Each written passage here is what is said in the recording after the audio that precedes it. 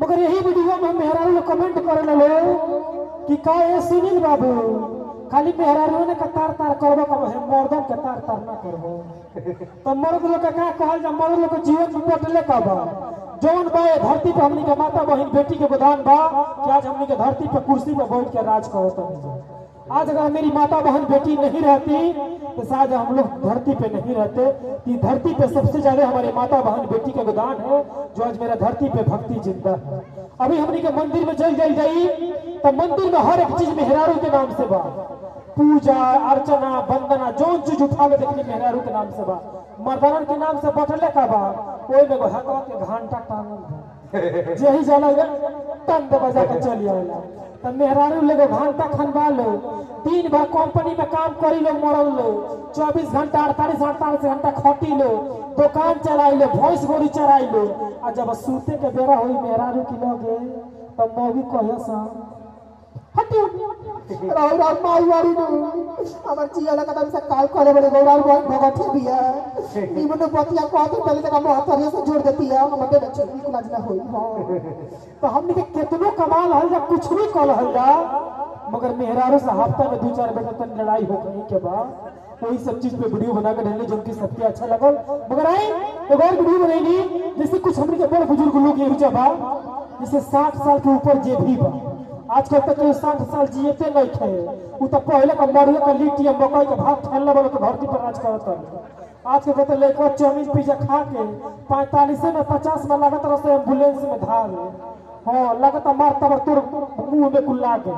तो क्यों आज को 60 साल जिएते लेकिन मगर तो पहले का राज करने वालों खैले पीने वाले मेहनत करने वाले तो धरती पर राज करता लो। मगर जब बूढ़ो नौका लड़कों के देखा लो जितना नौका लड़का बड़ा सा तो बूढ़ो ले है कांधे पर गमछी धो लेता ले आ बाबा लो सुरती बनावत रहता ले आ जब लड़कों के देखा लो नौका लड़कों के तो कहता लो इनका बहुत चले इतना है रात दिन घरों में घुसल रही एगो हमनी के टाइम रहे कि अपना मेहरारू को लगा 5 महीना 3 महीना 2 महीना पर लगे जात रही है जा आ ये का बहुत जो जहिया से बियाह का काट बस रात दिन घरों में घुसल रहत रहे तब वो बाबा में से वो बात कहा बूढ़ो में से कि लोग 5 महीना 3 महीना 2 महीना पर लगे जात रहल है तो लोग 8 गो 9 गो 10 गो लड़का होत रहल आज के तो बेचारा लड़का रात दिन घरों में घुसल बड़ा सा तब वो एगो से 2 गो होता वही से नहीं के होते कहीं गो नशेबंदी चालू हो जाता। अगर आज वो टाइम रही हमारा चाचा लोग के बाबा लोग के तो चाइना देश फेल भइल होते ना हो जाता। वही सब चीज पर वीडियो बनाई जा जबकि सबके अच्छा लगा और बड़ा प्यार आशीर्वाद वीडियो में मिलल। आई एक और कॉमेडी रही ओकरी बात फिर से रिकॉर्डिंग के माध्यम से चलल जी तमाम हमनी के धीरेन्द्र धासु जी खेसारी 2 जी भी आयल बनी तमाम कलाकार लोग आयल बन लोग सबके सुनाव के मौका मिली। एक और वीडियो बननी जिनकी वीडियो में भी बोल दे रहे भाई मोबाइल देता बाबू कौन मोबाइल है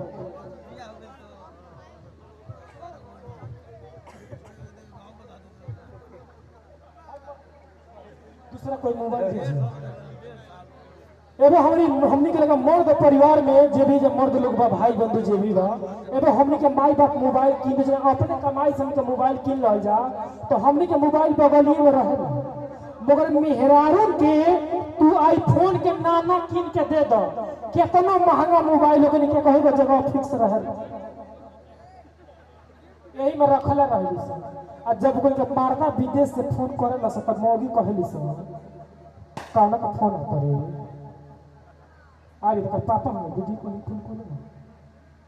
हाँ गोल लगता नहीं तू कोई खुश रहा बड़ा गर्मी है बड़ी का बात है तो हाँ देखी ना 9,000 रुपया भेजलो नहीं हो तो गोल में लार बाजार में से नहीं दवालिया में टांगो जरा टीवी तक किन के लेके आवत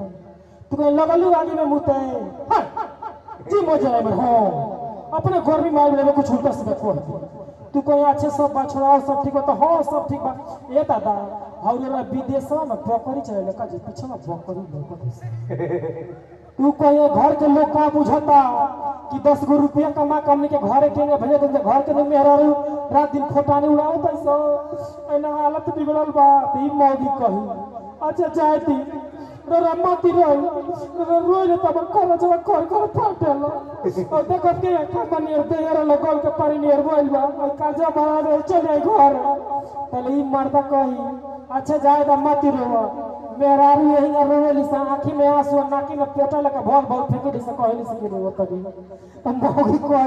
जी मुझे ना मरना अपने तुम का जी बोल पट्टे पहले कुछ मरदा कोई तो मोगी कोई से ना इकुरा भौ लुका कहे जी है विनोद बाबू की द्वार पे इतना लोग जुटे लोग का कोई ना इकुरा भौ सांझी का